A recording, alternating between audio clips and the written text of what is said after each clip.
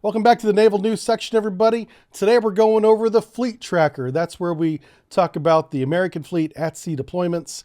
Here we can see most of our fleets are over on the Pacific side of things, and we have one fleet in the Mediterranean. We're going to break it down and give a little shout out to all the sailors, men and women out there that are doing the hard work for us. U.S. total Navy battle force is 296 ships. Of those, it is 70 are deployed. 9 of those are not with fleets, 61 are with fleets. We're going to begin in Yokosuka, Japan, and here we have the commanding officer of the USS Ronald Reagan hosting an event on Martin Luther King Day. Talking about how important that is that we recognize that. On the Philippine Sea, here we go. We got one of those new F-35s. Look at this. What a beautiful plane. Absolutely love these pictures. This is from the USS America. We have Chief Aviation Bosun's Mate handling Akil Myers from Michigan. Hey! Oh, Ipswich. That's like, I know where that is. That's right over there. Yeah. Man, look at that. From small town in Michigan to on the flight deck of an aircraft carrying LHA. Yeah, the LHA. Very cool. I like this picture. This is a good shot here. This is the Carl Vinson Carrier Strike Group. What's he doing? He's inspecting something. Aviation Structural Mechanic, 3rd Class Jesus Galaviz, a native of Arizona, inspects an F-18F Super Hornet. Yeah, I mean, for every hour these planes are in flight, they have multiple hours going through inspections like this and maintenance. It's insane how much time and effort it takes to keep one of these planes in the air. And I love how we have the, I think these are called slats if they're on the front of the wing, but check that out. The first time I saw that, I think I was on a passenger airplane and I saw these things come down on the front and I was like, that shouldn't do that. But I guess it gives it extra lift or something. Maybe somebody in chat knows. Yeah. And these are definitely called flaps back here. Very cool. Part of the Golden Dragons. A lot of these names of these air wings go all the way back to the beginning of naval aviation. Yep. All the way back. Here we have cruisers that are near the, is that the America we said? Carl Vinson. So Carl Vinson cruiser escorts are Ticonderoga class guided cruiser USS Lake Champlain.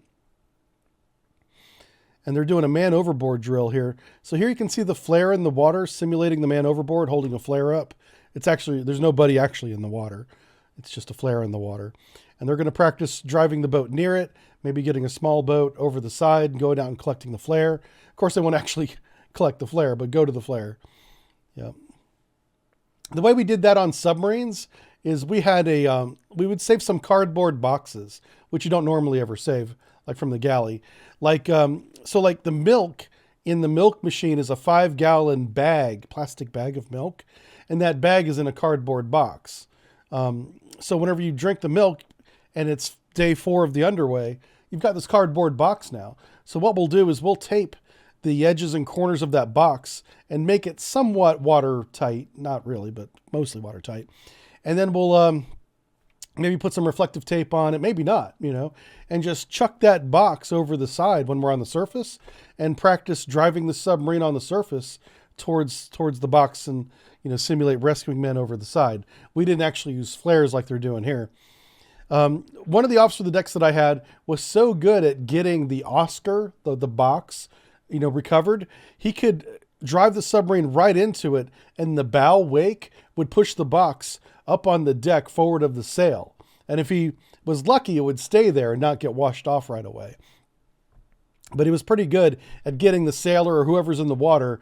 You knew that if he was driving the boat, he was just going to hit you with the submarine, boop the nose, and push you up on the deck.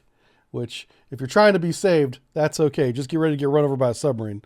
All right, Destroyer Squadron 1. We got electronic technician Dewey Jones from Tennessee. And 2nd class Shada from Pennsylvania. And Loaning. That's the guy they're pointing. Where's he from? Native of Oregon. Oregon. They review schematics at a junction box for the guided missile cruiser destroyer Champlain. So this almost looks like a test box. Who knows what it is? I don't know. But what we can build for training purposes is a fake box like this that just sends signals out to little test points. And so you can look at a schematic and then simulate instead of using the actual component for training. And so making sure that he's hitting the right test points. I don't know if that's what's going on here, but that's one way of doing training. Let's see, the Essex Amphibious Ready Group.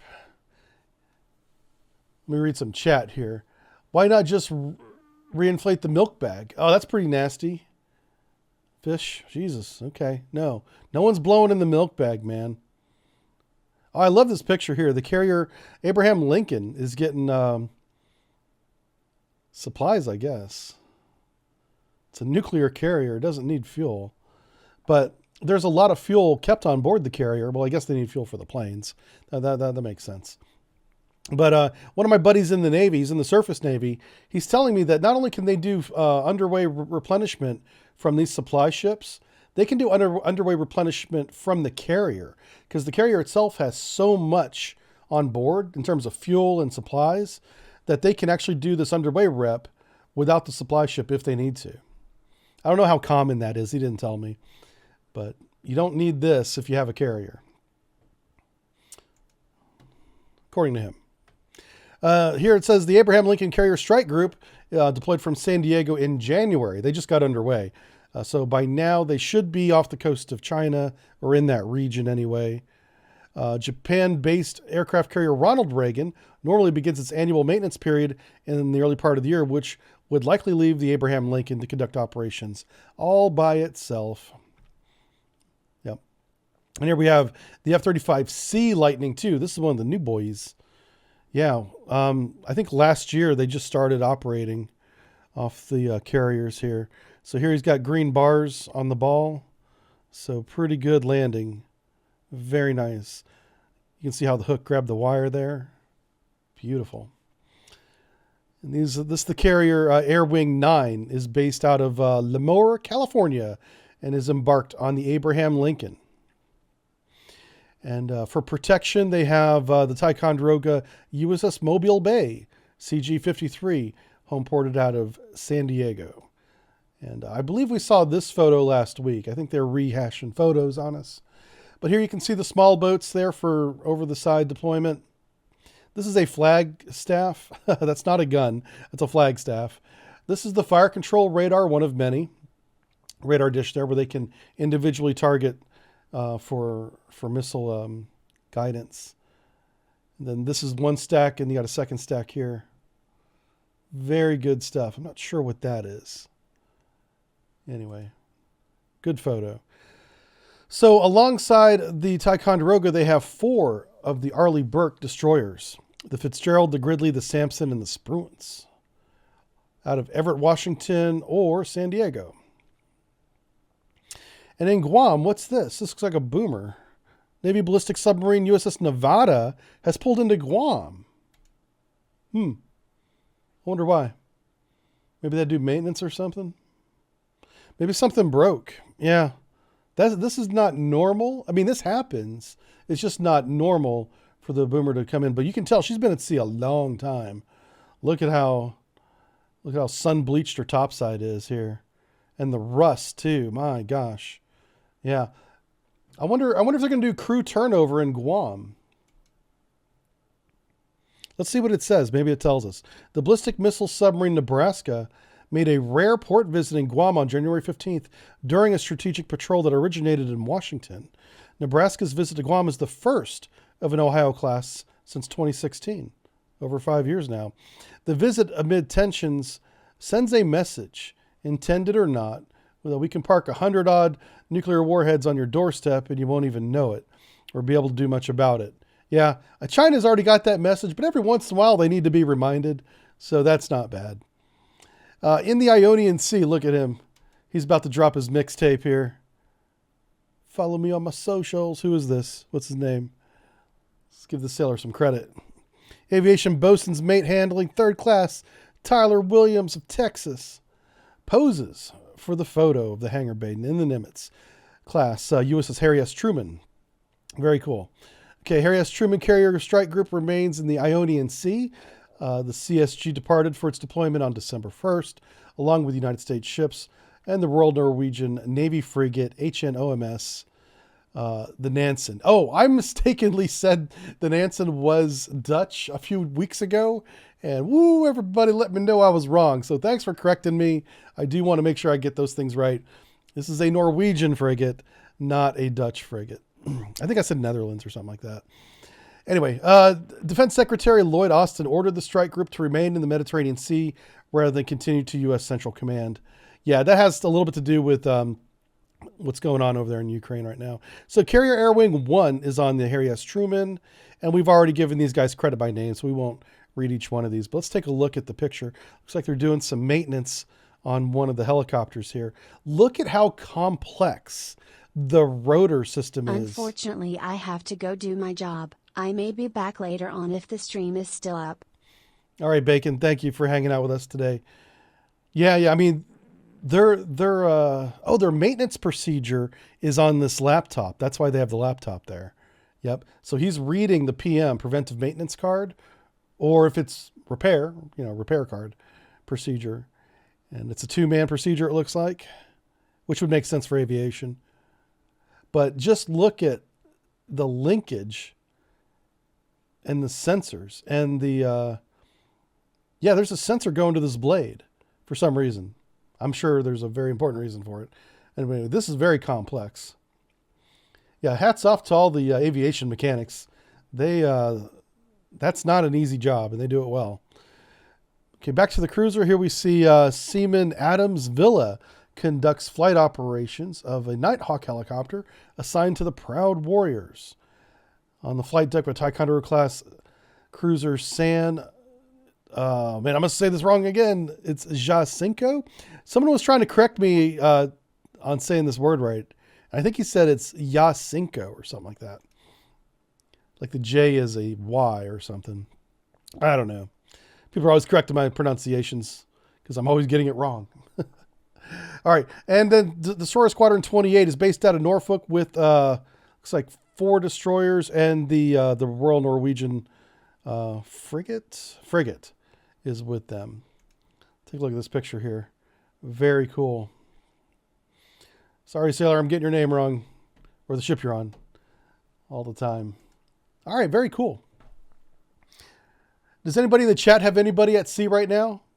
I mean, we'll give him a shout out even if he's not on board one of these ships. But we have a lot of people at sea, a lot of different characters, including, rare visits to Guam by a ballistic missile submarine.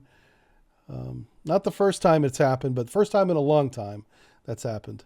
This is a really good photo. This is life underway. Like, you stand your watch 4-6 hours, and then you go do maintenance. You're always doing something. If you're not doing this, you're qualifying warfare, surface warfare, submarine warfare. You're always getting your warfare ribbon qualification done. These guys are all second classes. He might be a third class. Hard to tell. Yeah. Good stuff. And this is what it's like to be in the Navy, man. You're doing stuff like this guy. It's not glamorous, but it's service, keeping the planes in the air, man. And then occasionally, you get the CO to come down and be like, thank you guys, doing a good job, like what he's doing here. And this is also a celebration of Martin Luther King Day, which very important that we recognize all the holidays, including that one. And again, here's the map here.